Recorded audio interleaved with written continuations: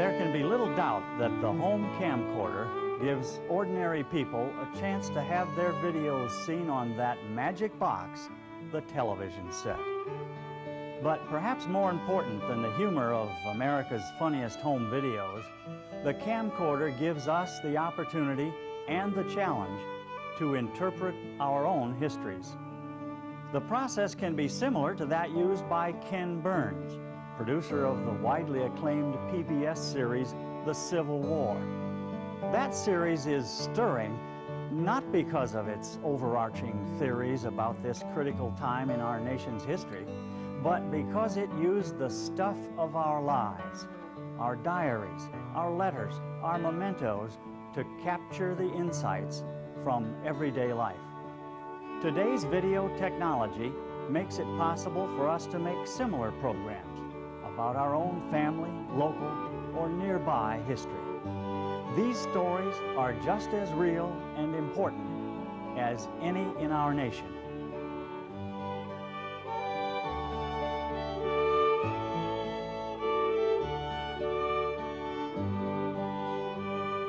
The production of this program is made possible in part by a donation from the over 10,000 volunteer members of the GFWC Federation of Iowa Women's Clubs, supporting cultural programs in the state for over 100 years. Hello, I'm Bob Lindemeyer, Associate Director of the Media Resources Center at Iowa State University. Almost 40 years ago, I produced my first television program, and ironically, it was recorded in film because videotape hadn't even been invented. The program was called Why Hire an Architect? And in the process, I quickly learned that it was not the camera and lighting technique I'd been studying that was essential. But what was important to my little film was my research, or perhaps I should admit, my lack of research. Today, the video technology provides us with an amazing flexibility to record our stories, but the quality of our storytelling remains the same, dependent on our homework and our ability to draw out that story with insightful interviews and images.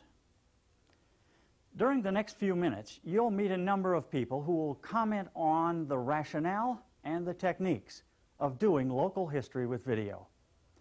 We begin with Dr. Loren Horton, Senior Historian of the State Historical Society of Iowa. People have rites of passage and milestones in their lives, and organizations do, and political jurisdictions do. The state was admitted to the Union in 1846. A great many things have changed, a great many things have developed.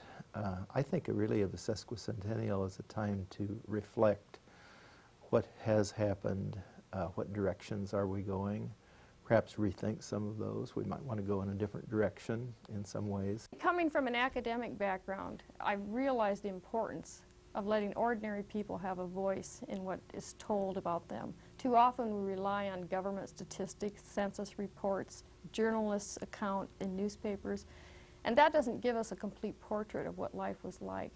And I think each of us has a responsibility to leave some kind of record about what our lives are like so that we know on a very human scale what happened to people. And we're not just looking at a bunch of statistics or generalizations. So local case studies are what create the fabric or the texture for the much larger portrait we can create of our state or our region or of our nation. A term that I use for local history is nearby history. It's the history that surrounds us every day. It's the history of my community. It's the history of my family. It's the history of my church. It's the history of the way I work. It's the history of the way people have leisure within a certain community. And those, to me, are some of the most interesting forms of history that one can study. There are only a very few sources of information about the past. We have the written word, we have the photographic or graphic record, we have the material culture, and then we have the oral tradition. Video is a beautiful medium for combining all of those, because you can have people who have experienced an event talk about it you have written documents from the time, you have photographic evidence of it, and you have objects. You can combine the four basic methods of understanding the past all in one. Now, local history is simply placing what people have thought and done in a time and place. Local could be defined as the family, could be defined as a family farm, or it could be defined as a small town or even a county. And if you're looking on the national scope, I suppose Iowa is a sort of a local history. Our historians make a pretty convincing rationale for the importance of doing local history. And obviously, as we approach the sesquicentennial of our state, their challenge takes on heightened meaning. Now, I realize that some of you out there are saying, but I don't know the first thing about making a video. Well, I'm here to tell you that you can do it. Let's look at a short sequence from Main Street, Pocahontas. This is hysterical, but it was very traumatic for me. I was in the high school band, and I played the drum, the big bass drum and the cymbals in concert band. But when I was in marching band, I always played the cymbals. Well, it was Memorial Day parade, going out to the cemetery, and the big bass drum person was not there. So for the first time in my life, dear old Mr. Grant strapped that big bass drum on my stomach, and away we went marching down the street, and he was just sure that I would be able to do this, and I hated it, but I knew that I had to do it. So valiantly I went marching along, and we came up from the schoolhouse to the corner where the stop sign, not the stop light, is in front of Flynn's and the bank and all that four-way. And I went marching in my little row, right in line, just right where I should be, and all of a sudden my foot hit something. I went over on top of that drum on my stomach. I rolled with the drum down the street and ended up flat on my back with my arms and my legs out and the drum sticking up in the middle. And the back end, the front end of the band kept marching, and the back end of the band came all confused and came over to see what to do and what was the matter. And they got me up, and I kept marching right on down the street because I was all right. I was in hopes I had died, but I didn't, unfortunately. So we went marching on down the street, and we went to the cemetery and did all the playing and everything we were supposed to do. And at the end of the parade, I went back to the car, and my mother just yelled at me, like everything. Darlene, what in the world did you get into? The whole back of your coat was all dirty, and I was just embarrassed to tears. And of course, she had been out at the cemetery waiting for the band, and she didn't know of my calamity on Main Street. As the credits of Main Street Pocahontas reveal, it was conceived and produced by Ruth Ahlrichs, the director of the Pocahontas Public Library, with the production and technical assistance of videomaker Helen Gunderson. Their collaboration is just one of many models of production that can be employed in producing local video history. Ruth Ahlrichs comments on the experience. I think every time that the video is shown, part of it will jolt a memory or a nostalgia or something, and as I have observed people watching the video, they'll turn to their neighbor and nod or laugh or smile or make some kind of a response to it, and after the video is shown, they will relate their own stories, and maybe not to me, but to someone who will understand. And I think also it tells people that their stories are important and just as valuable as what they have seen on the videotape. I think most historians write a narrative, and a narrative tells a story. You start at a certain point, then there's a certain development, and you end at a certain point, and that's a story. And at the same time, it's more than a story. The thing that I suppose distinguishes the professional historian from the non-professional historian is the professional historian puts it in a certain context, puts a frame around it. It's not just telling you about women who worked in Iowa, but it's helping you understand how Iowa women were either the same as or different from women working in other areas. So there's a wider context, and there's also letting the reader know in maybe a subtle way what the other main points of view are regarding that particular topic. But it all comes out as a story, I think. I think you can empower people. I don't think the technology has to be intimidating. There's a lot you can do in a very simple manner, just going out with a notebook and taking notes, or taking a simple tape recorder out. You don't have to get involved in any high-tech operation. But if you do, there's lots of technicians around that you can hire to do that kind of work for you. But I do think it's important that we do express our feelings about the communities that we live in, or where our roots are, where we came from, in order to have any sense of our own identity, let alone the values and identity that our society adheres to. We need to go out and investigate and ask questions and document.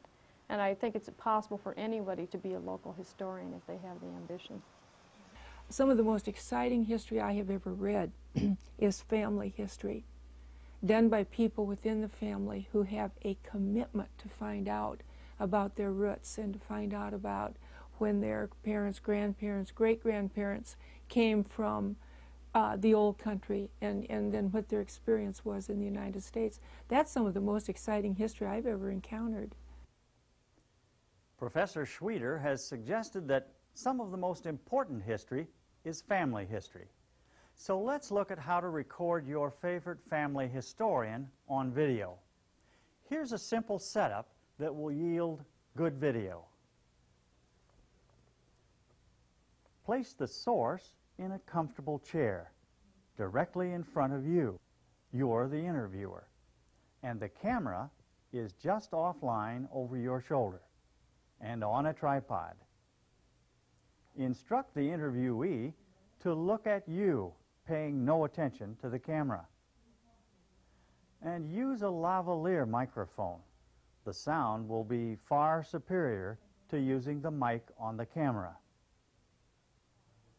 Listen and respond to what develops during the interview. And have some questions, some pictures, and some memorabilia ready, which will prompt the stories you're looking for.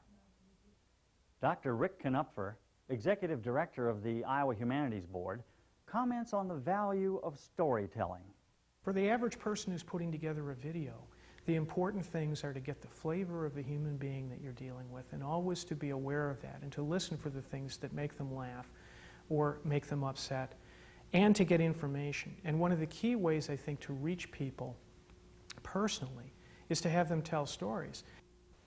The most important thing I learned about interviewing people, I think, was to make them feel comfortable and to make them feel good about themselves, and whatever they had to say was important. Another thing is, when we were interviewing, was learning to be quiet, because you never knew when the gem was coming. That's my dad's youngest brother. Oh, okay. Marnie's. Do you know Marnie?